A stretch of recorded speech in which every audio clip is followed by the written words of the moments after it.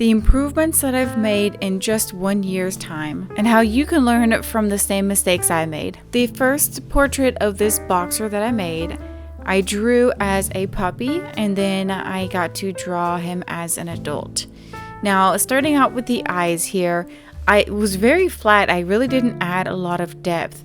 So of course you can see I did use lighter color pencils to kind of apply some of those highlights, but it really wasn't enough, and you can see I didn't really darken the black parts as much as I should have. As I started to kind of build up layers on the left hand side here, I started to use darker colors first and then use lighter colors, kind of building around it or on top of it.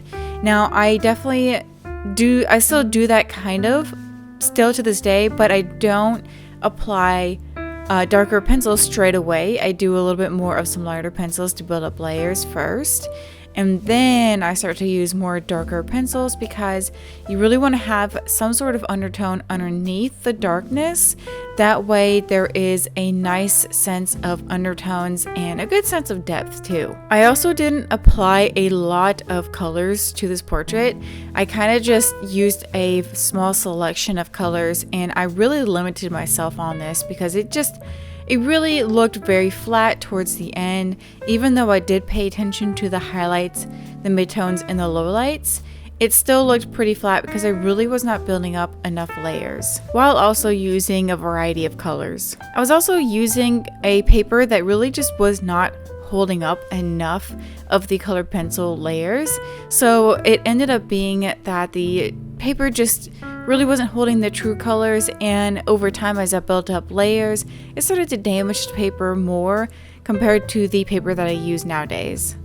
I did work on the sections of the little wrinkles. That's really important because puppies definitely have a lot of wrinkles, so to emphasize that is very, very important to remember and implement as much as possible. But once again, you can see that I really didn't apply enough layers, and I did not apply enough colors to this portrait, so it just looked very flat and didn't really look complete overall.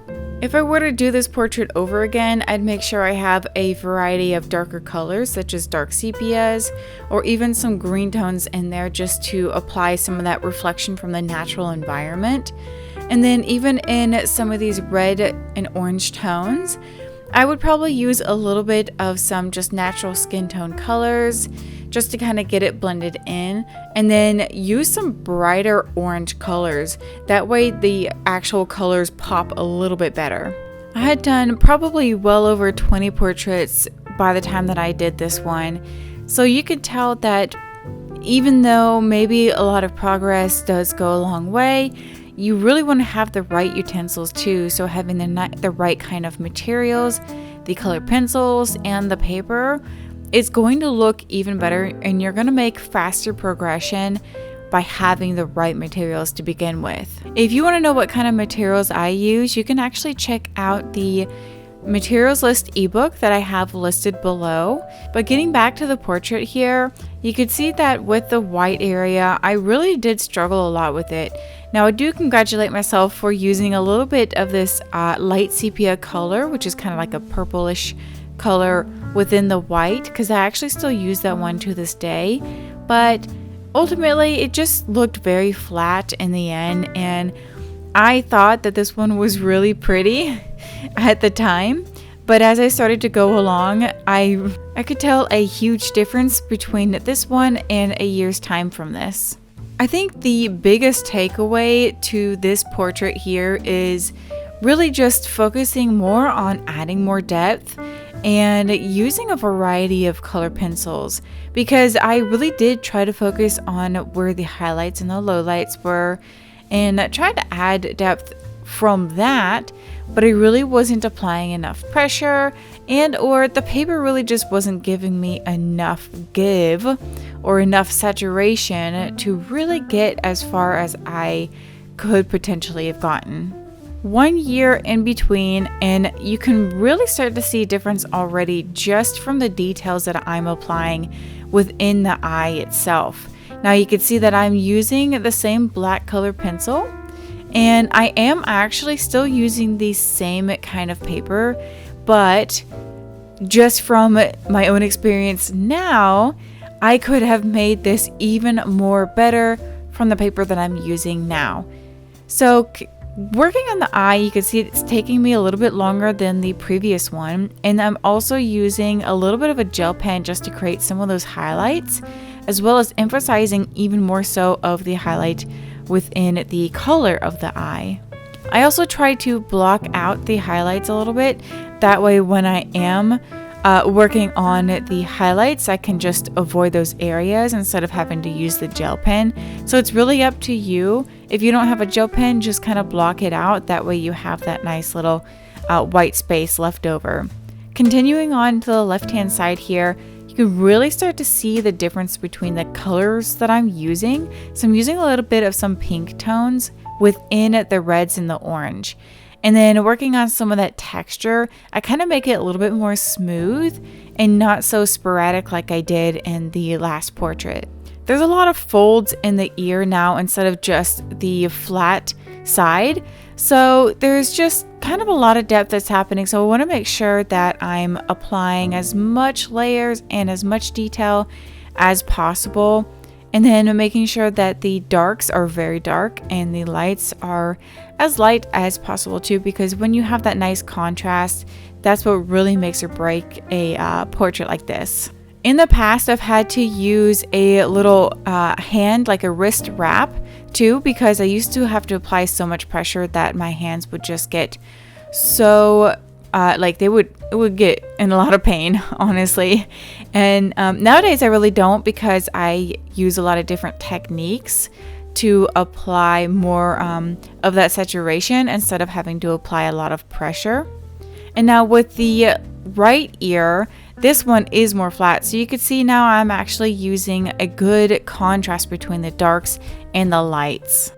I did use a variety of pinks compared to the last portrait. So really just applying that more fleshy tone color as one of those base colors, it really does make the portrait look a little bit more alive, like it's supposed to as an actual animal. So having that pink tone, pretty much all live animals or people have a little bit of that fleshy pink tone. So implementing that in areas that you can kind of see there is that nice warm tone, you can kind of use that as one of those underneath layers for like the first couple of layers. The nose doesn't have a lot of color to it, but I definitely emphasized on the highlights and the lowlights just to really increase the depth. If you've seen a huge difference between the first one and then this one here, let me know in the comments below, and also let me know if there's anything that I haven't noticed that maybe something that I can prove on even to this day. But overall, I think that this portrait just really kind of showed the amount of improvement that you can actually make within a year's time. Now I know it jumped forward, so you didn't really get to see the process of the whole portrait here, but now you can actually see visually the big difference. I mean, look at the mouth here. There's just so much detail that's going on compared to the last one. Now I will say I still don't apply a lot of variety of colors even within the mouth here.